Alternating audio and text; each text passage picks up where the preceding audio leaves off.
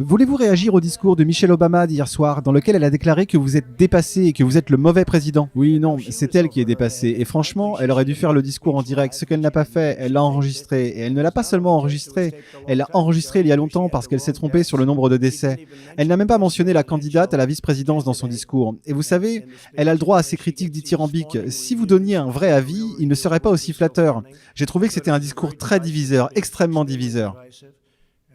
Ma campagne suscite beaucoup d'enthousiasme grâce à des sujets comme ceux dont nous parlons actuellement, le prix des médicaments et les baisses des prix de ces médicaments, et la transparence avec les hôpitaux et les médecins qui vont réduire les factures de 50%, 70%.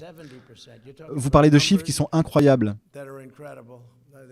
Il existe une intervention, je ne dirais pas laquelle, mais il existe une intervention pour laquelle un hôpital demandait 2 500 $ et un autre hôpital demandait 32 $ pour exactement la même intervention,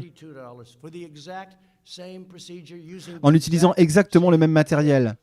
Et les gens ne pouvaient pas se déplacer ni même bénéficier de cette option. Et c'était exactement la même chose.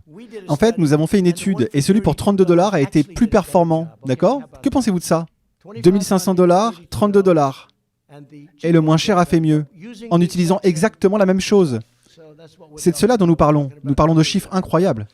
Non, vraiment, j'ai trouvé son discours très diviseur. Et franchement, je ne serais même pas là si ce n'était pour Barack Obama. Vous comprenez? Nous sommes à la Maison-Blanche. Je ne serais pas à la Maison-Blanche sans Barack Obama. Parce qu'ils ont fait du mauvais boulot, Biden et Obama. Et s'ils avaient fait du bon travail, je ne serais pas ici. Je serais en train de construire des buildings quelque part et de prendre du bon temps. Vous avez comparé votre réponse face au coronavirus et à leur réponse face au H1N1. Mais les décès, eh bien, ils ont obtenu de très mauvaises évaluations. Si vous regardez le sondage Gallup a réalisé une évaluation les concernant. Maintenant, il faut comprendre que c'était une maladie beaucoup moins virulente. Ce n'était pas la même chose, pas dans la même catégorie. Mais oui, je sais, c'était aussi une maladie beaucoup moins grave. Mais ils ont eu de très mauvaises appréciations. Gallup a émis de très mauvaises critiques.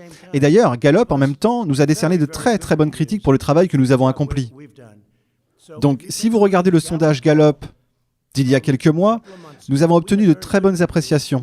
Et ils en ont reçu de très mauvaises. C'était, je veux dire, les évaluations qu'ils ont reçues pour la gestion de la grippe porcine ou H1N1, que Biden appelle N1H1, et je ne le corrige même pas sur ce point. Je ne le corrige même pas. J'ai dit, oh, c'est une erreur que nous pouvons faire. Mais c'est comme ça qu'il l'appelle. Il a un peu confondu, mais c'est pas grave. Jetez un œil au sondage Gallup. Il y en a eu d'autres aussi. Ils ont reçu des notes terribles, et cette maladie est bien moins problématique. Monsieur le Président, soutenez-vous les manifestants en Biélorussie? Et avez-vous un message pour... Est-ce que je soutiens les manifestants et les terroristes en Biélorussie? Oh, je croyais que vous aviez dit manifestants et terroristes. Et avez-vous un message pour Moscou concernant une éventuelle intervention militaire en Biélorussie? Oui, il faut que vous me compreniez. J'aime la démocratie. Le mot démocratie est très important. On dirait que la démocratie n'est pas très présente en Biélorussie, mais nous parlons à beaucoup de monde, et nous parlerons, le moment venu, à la Russie. Et nous parlerons à d'autres personnes qui sont impliquées. Et il semble que ce soit une manifestation très pacifique, contrairement à certaines des soi-disant manifestations pacifiques que nous connaissons, où l'on brûle des magasins. Ok ? Des manifestations pacifiques. Ce ne sont pas des manifestations pacifiques. Ce sont des anarchistes qui vont à Portland et ailleurs. Ce sont des anarchistes, des agitateurs. Ce sont de très mauvaises personnes. Mais tout semble être très pacifique et c'est une protestation pacifique. Et moi, je soutiens la démocratie. D'accord? Une autre question? Comme toujours, je suis dans l'attente de vos commentaires. Pour ceux qui ne l'auraient pas déjà fait, pensez à vous abonner et à activer la cloche des notifications. C'est important.